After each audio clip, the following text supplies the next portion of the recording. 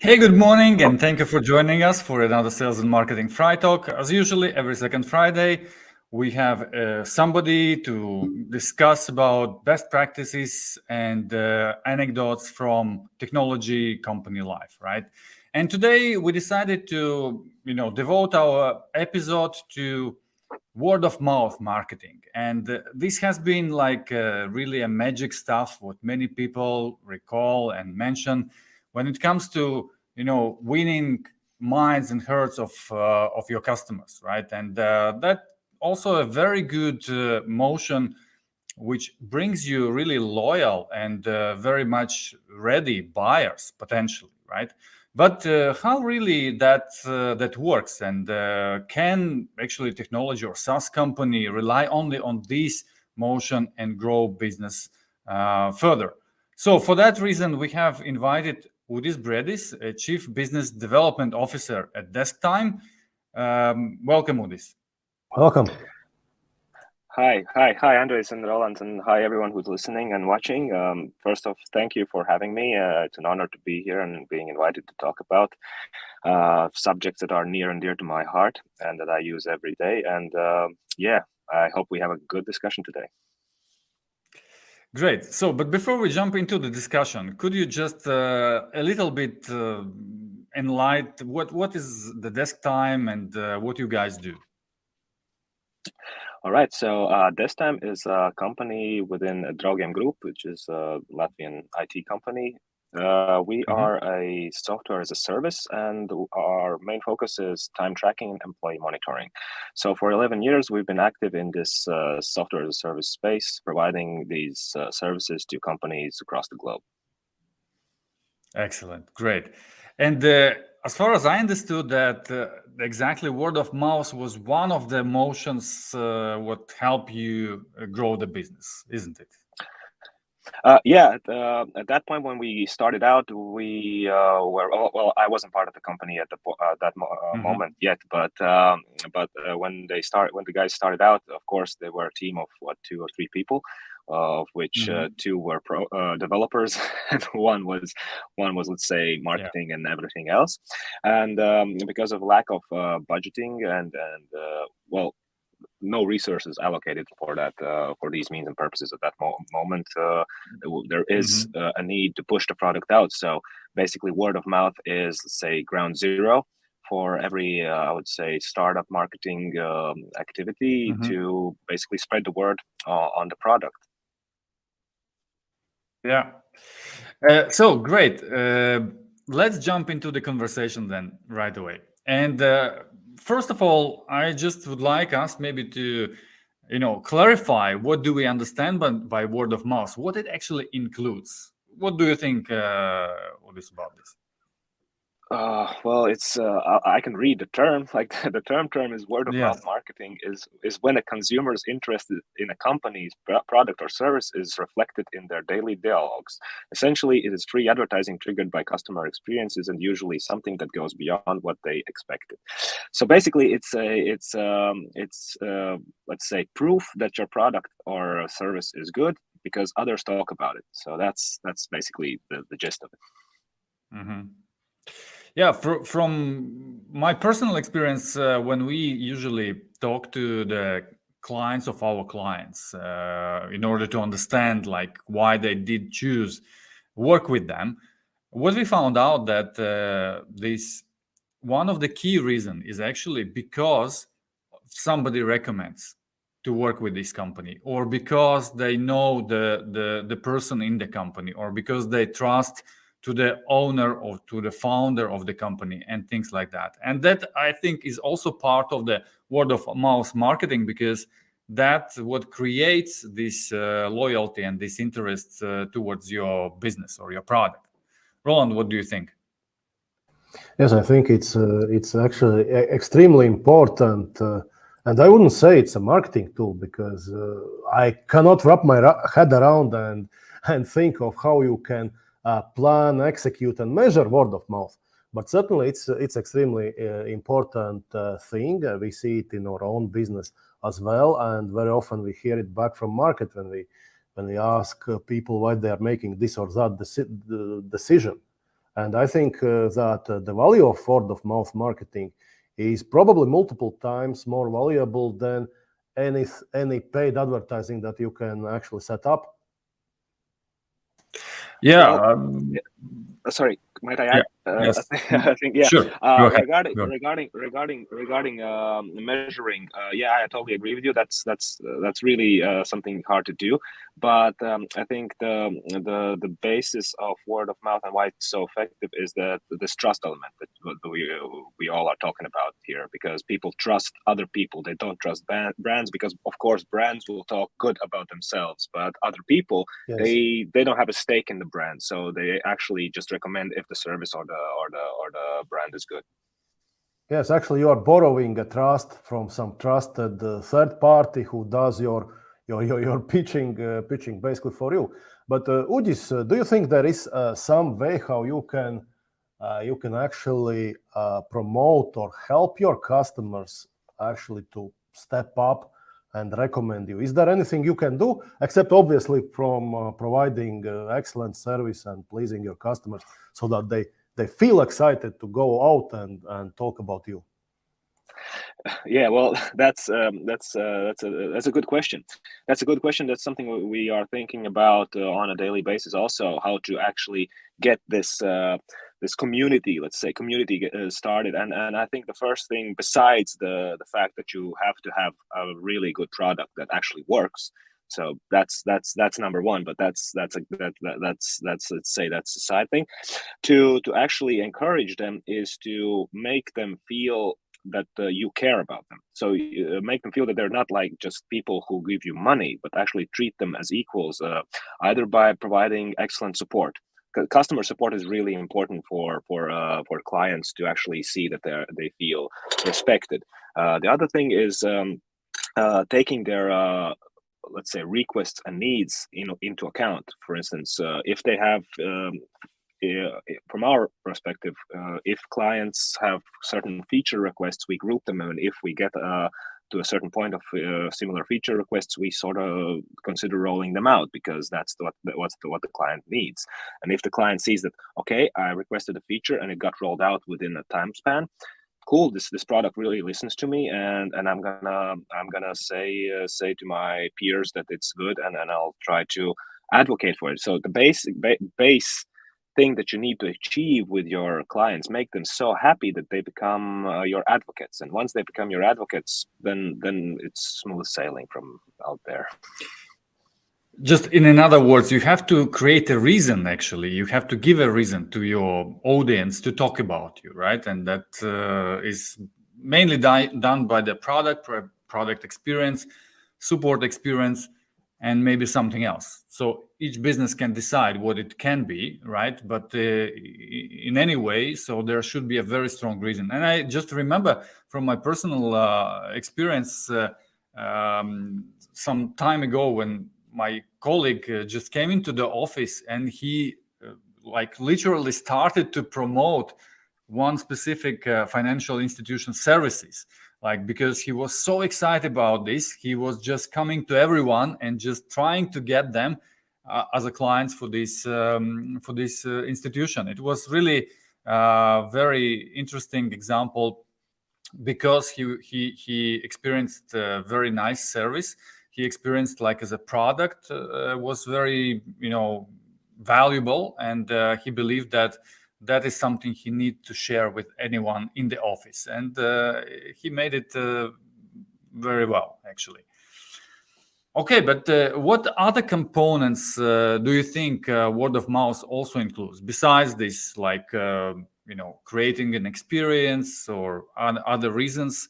There should be some tactical or other components as well. How to really implement that from your experience with this? What yeah, well, one thing is actually also championing the clients, like for instance their reviews. If they review your product, you can put it up on your site and that's also like kind of giving back to your clients. So you kind of promote their business on your site. Of course, it mostly benefits you, but if you have a high enough, let's say, domain authority, and here we go into a bit of like a SEO territory, but if you have high enough domain authority, of course your clients are also happy because then they get more exposure for their brand.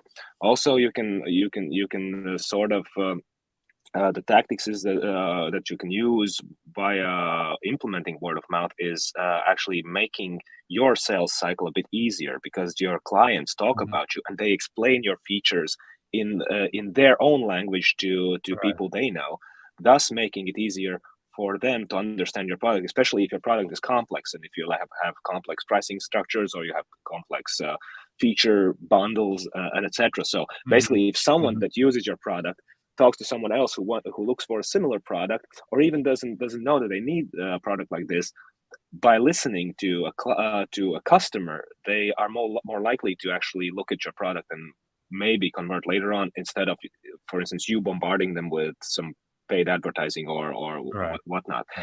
But it's also, I would say, it's critical to actually go after those reviews, and that's the tactics that you can actually use. You can leverage your customer bases and go after the reviews, being them good. If the reviews are not incentivized, that's always a good thing. But if you need to, you can also incentivize the reviews that gets you a quicker response. And one more thing that we actually use and have a good track record of is doing regular NPS scoring. That also shows that the client is happy, and then you can show your NPS score and say, okay, look, we asked our clients from 1 to 10 to rate it, and X amount of percent say that we are 9 of 10. Rate us 9 or 10, and so they become advocates, and then we say, okay, look, but people actually do care. It's not like we came up with it. It's not like we paid them to say we're 9 or 10. We just provided an email or let's say a poll in the system, and they can rate us. That's also always a good thing that you can use afterwards, because okay, it's not like specific word of mouth, like you don't hear from them directly, but you take the information that they have provided to you and you can use that. Uģis, are you using any of those review sites such as J2, Capterra to ask for reviews? Can you talk about how these sites work and your experience with that? Because many of our clients are using them, but I think it's also interesting topic for broader audience, how to make sense of those sites. Do I have to pay a subscription? How does it work? What if I get, let's say, some terribly angry review from some pissed off customer, which maybe is not justified, but still it's up there now. What do I do with it? Yeah, that's a good question. Thanks. Yeah, we are actually both on Capterra and G2. We try to use other review sites as well, but in my opinion, nothing that matches those two has come along. Of course, there are a ton of them out there, and they all promise you pots of gold and an endless stream of new customers. But at the end of the day, you have to see which one is the biggest player and who is looking for what in these specific review sites. Because not every review site has, for instance, time tracking on it. And they always say, like, for instance, some would say, you will be the first time tracker on our review site. And I'm like, okay, but do actually people look for a time tracking solution on your site?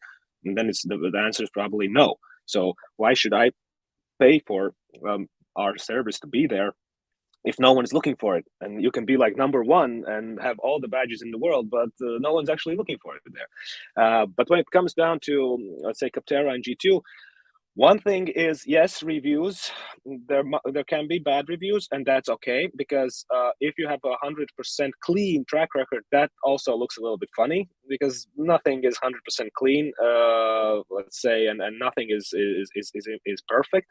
So those bad reviews give sort of an objective view on your software. And from my experience, well, we're using Capterra as a PPC led vendor portal, and G2 we actually pay a subscription to them to be actually listed there. So Capterra is bringing in more like hot leads in sense of they that people actually search there for time tracking solutions or employee monitoring solutions, and they come straight to us.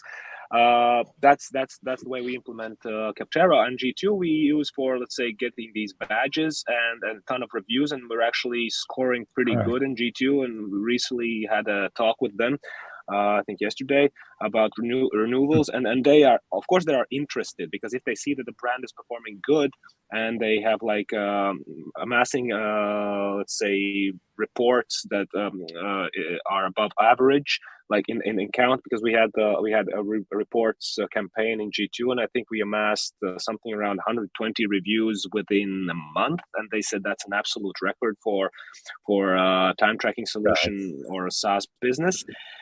And then you can see, and you can actually leverage the data, and you see which markets respond better to your solution, and what awards are given to you, and that's something that you can use later on in your communication, like in marketing, emails, social, whatever.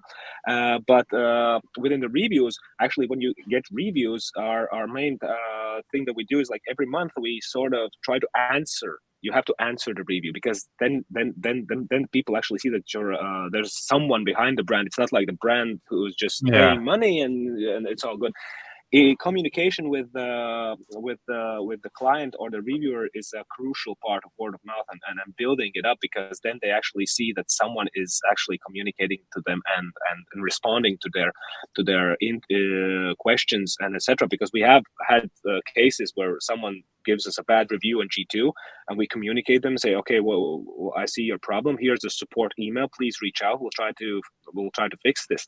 And they come back, and then they say, okay, yeah, this is really cool. And then they end up, like, let's say, changing the review and say, okay, I didn't expect this, because most of the time people think that if you comment somewhere, like on a site about the software, no one cares. Like, they read it, okay, cool, check, nice. But if you actually get back to them, then it's like, okay, they kind of did the extra step, so there's something behind that brand. So I think as long as you are pretty lean operation with not that many departments, and you can react quickly on things that happen, I think that's a really good strategy to use. How do you get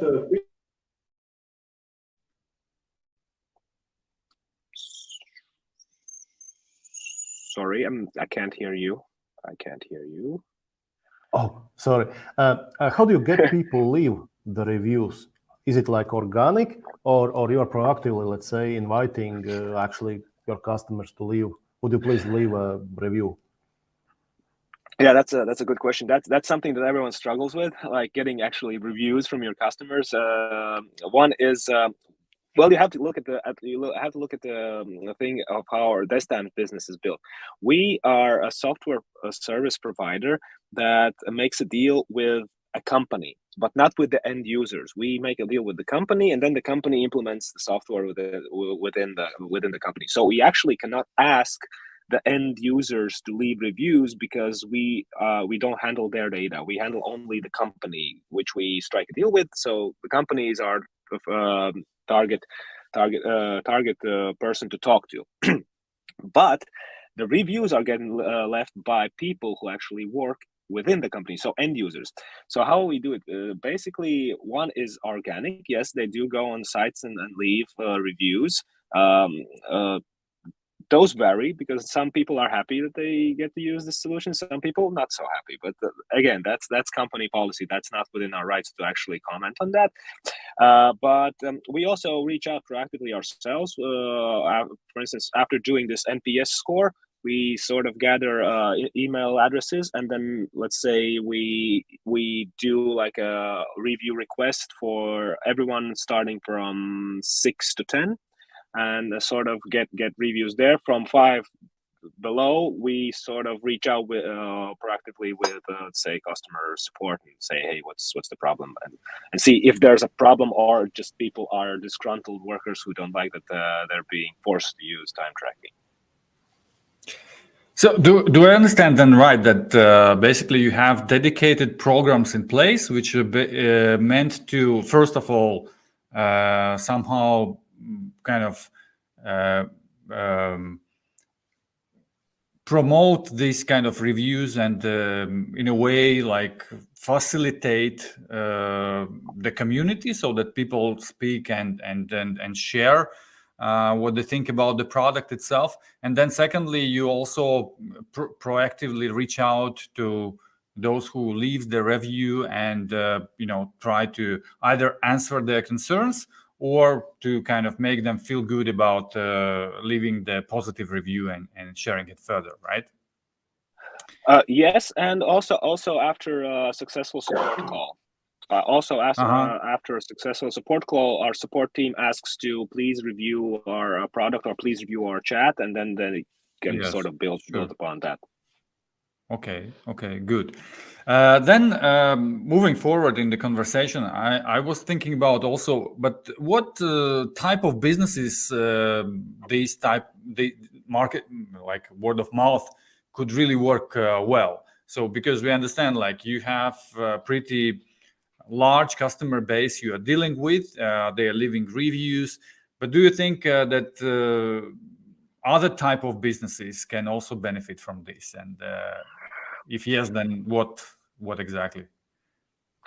I mean, I think every business can benefit from word of mouth, starting from your local bakery that produces great pastries, and you just recommend it further, or you don't because you don't want everyone to go there. But I think it's almost always a good fit for a smaller company because it actually shows if the product is good, it shows that that the company is good and they stand behind their product. But in a sense, I think like every company out there can benefit from word of mouth, and because word of mouth then becomes brand appreciation and brand acknowledgement and stuff like that. Because once you know if the product is good and the service is good, it will spread with a little push, but it will spread.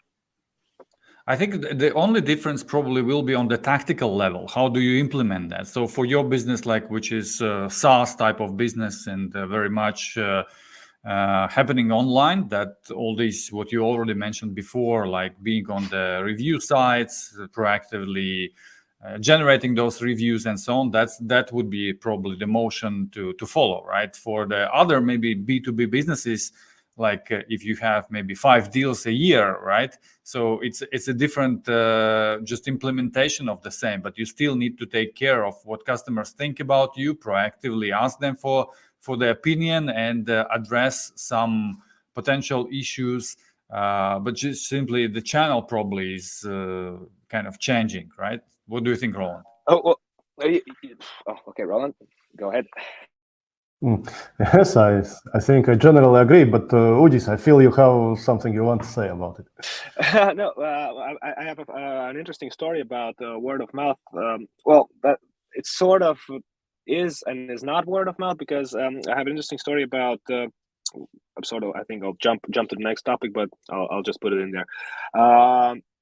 Is that we recently visited a conference abroad. Went to Dublin, a SaaS conference, and that's what and it actually is true. What all the business books and everything say that the actual deals are being discussed and the actual word of mouth marketing is being done in unofficial events. So basically, if you want to spread information on a product, you can do it in a conference, but then everyone's like selling to everyone. So basically everyone who's talking to you is trying to sell you something. So either themselves or their brand or their service or etc.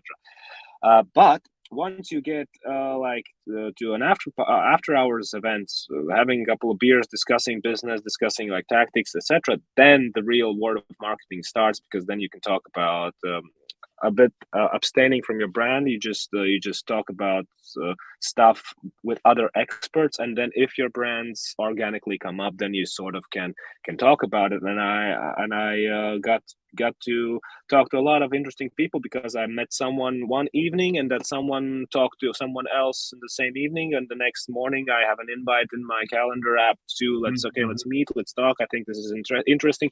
So basically, that's how word of mouth marketing works, in my opinion. And I think that's also what Andres mentioned. Like for different companies, if you have like longer sales cycles, of course you go after your clients and make them become your advocates as soon as possible. So because the circles they travel, and they will most likely talk about solutions that work for them, especially if it's something that requires really, really long sales cycle. But considering all that, it seems like that there are quite a lot of involvement from the, basically the team, right, behind the brand, behind the product. So maybe not so much you need to invest directly into buying media or anything like that, but there is still a lot of people work to make it happen. So the question for how you think long the company can rely only on word of mouth approach, or do you need anything else in order to scale? I think word of mouth can work pretty for a pretty long time, but you need to add. Of course, you need to stimulate the word of mouth to travel. So because you can create a perfect product and deploy it in only one country. For instance, let's say it's Latvia. You deploy it, and no one from Latvia travels outside and tells anyone else about the product. So you need to sort of get out in the world. And that you can get through. I think the logical step is actually knowing if someone is looking for your product or has the need for it, and I think that's the first thing that determines if the product is good. Because if people didn't think about it that they needed it, but start using it and become your advocates, product is good, it's spot on, you need to just invest in marketing a little bit more. But that being said, you need to also start working with, let's say, SEO is also a really, really detrimental part to becoming a good brand and actually spreading the word of mouth marketing. Because as what we do in DeskTime with SEO is we write a lot of different things like data management, team management, etc. And the thing is that people actually go and read the blogs. They don't necessarily think about DeskTime at that point, but they read the blogs, and if they find the information interesting, they might recommend the blog to someone else. And if someone else comes to the blog and finds out, okay, this time tracking thing looks good, maybe I'll give it a try. So that's word of mouth marketing, but not in a direct sense, because they recommended a source of information. So you basically have to become a good product, B, a good source of information, and C, produce quality content, and actually be present in the space where your potential clientele is. And this is very key, what you just mentioned. I think if somebody listens to us or watch to us and think of, hey, I would follow this word of mouth marketing for my business, I would definitely encourage you to think twice and make sure that you have really high quality content behind your execution. That determines basically whether it will work or not. And secondly, I think it's also important to always think of what the value you bring for your potential customers or for the audience by creating the content, or by sharing some product reviews or whatever else. I think what you said, like having a reason for them to come to your website and maybe learn something for their business, not necessarily about your product, that is also a very, very good way to create this word of mouth marketing as well. Totally. Okay. Agreed. Yeah. But before we conclude, so just also looking at all these great things, but probably there are some also, let's say, potential drawbacks of the word of mouth, or things what might not be like so bright and great. From your experience, could you maybe mention what you can Yeah, definitely. I definitely Right. can mention some. For instance, if when we started the discussion, I mentioned that we are into time tracking and employee monitoring. Well, that doesn't sound that sexy, I would say. And people sometimes they misunderstand our product, and sometimes people are forced to use our product by companies, and there's nothing we can do about it because it's company policy. And then they go up on the internet and say negative things about the company, our brand. So that's one of the drawbacks, because there will be some negative word of mouth marketing against you, either by disgruntled employees that are using the service, or people that haven't had a good experience with the product, which we try to minimize to the max. But there's always someone who thought of something else and ended up receiving a different thing. And the other thing is that you can't really measure it, because you don't really know. And I think it's what's not a tricky thing. I think the challenge is that to actually see, if you see some negative reviews or some negative comments on the internet about your software, then you have to actually evaluate, should you intervene? Is it necessary? Because once you start the discussion, it's not stopping that easily, especially if the person is angry at something. So it's better like just to leave it be, let it die down. Lucky for us, we haven't had like very many major like PR or comment related discussions. We have had some, but those are like just okay, the person is just angry, and well, there's a lot of companies out there, and there are a lot of people talking bad about basically every company. So basically, if I don't get what I want, I'm angry, I go on the internet and I shout. The thing is, if it's actually a real problem, then we address it. If it's like, okay, well, you just don't know what you are using and you don't know what to expect of it, then okay, that's maybe a fault on our part, that we haven't educated you enough, or your employer that hasn't passed down the information to you that a certain feature is going to be implemented. So those would be, I think, the main drawbacks. And the other thing is that at one point, of course, it becomes harder, because as you grow as a company, it becomes harder to use only word of mouth, because you have to start implementing some actual, let's say, costly things to drive your marketing, and word of mouth is definitely not one of them. But again, if you use like incentivized reviews, then you can look at word of mouth marketing also being quite costly, because you need to buy gift cards to give away. So it's a bit of both. I think the main drawback is that you might at one point, maybe if you solely rely on word of mouth marketing, encounter like a little bit of PR disaster. But if there are plans in place, how to mitigate them and how to actually react and how to respond to them, I think that's no problem. Okay, so very good. Thanks for sharing your insights. And we have a couple of questions, and one of them is about what are the indicators within the NPS empowering you to make decisions? That's the question number one. Do you have any comments on that?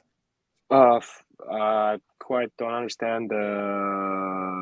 Well, the indicators is if we see a certain if I understand the question correctly, is when do we decide to actually act on a good or a bad NPS score, right? Then I would say, yeah. I think that if we see that most of the respondents tend towards lean towards negative, then we sort of start looking into it. Or if we drop like a certain percentage point, if let's say if one NPS score we had like an average of 8 point something, and then we run the next one, and suddenly it's 6 point something, and then okay, what's wrong? Why do we drop 2 percentage points in like 2 quarters? So that will be if there's a significant drop. And again, if there's a significant rise, then we see, okay, what do we do in the last quarter or two? actually raise the NPS score. So it's basically you sort of measure the temperature of your clientele. Yeah, I see. And another question is about the response time for these reviews. And you mentioned about 2 weeks, but the person said that it seems to be a long time. And by that time, people might have forgotten the reasoning, actually, or inspiration. And how do you work, if at all, on improving that and making it shorter? Yeah, well, by hiring more people. Yeah, that's the only answer I can get. I totally understand the comment, and of course 2 weeks is a fair amount of time, but in the grand scheme of things, if you have too many things on your plate to deal with, then something will most likely be forgotten. And I don't say that we forget a lot of things, but we have priorities, and replying to reviews on review sites might not be at the top of the list most of the time, but we try to make the time shorter. And of course, if the comment comes in through support, then we respond quickly, like immediately. And that's why I can't pride myself too much for our great support team that is working really working really hard and doing a really good job, especially that considering that they do have a client base that is global, so different time zones, different questions, different languages, etc. But we still managed to get a really good review on our support chats. Yeah. Excellent. Thanks a lot once again for coming and sharing all your insights and stories with us and with those who joined us live or will be listening offline or as a podcast. For all you guys who follows us, I just would like to remind that all these episodes are available as part of our YouTube channel. So you can go to the YouTube and search for IBD Consulting, and there will be plenty of content, including this one. And then the same is available on the podcast platforms of your choice. So go there and search for B2B Sales and Marketing Fry Talks. And again, you will be able to listen all the episodes from our conversations. Uģis, thanks for coming. Thanks for being with us. I wish you great success with your business, and looking forward for our future conversations. Thank you guys for having me. It was a pleasure. Yes, thank you, Uģis. Thank you. Bye.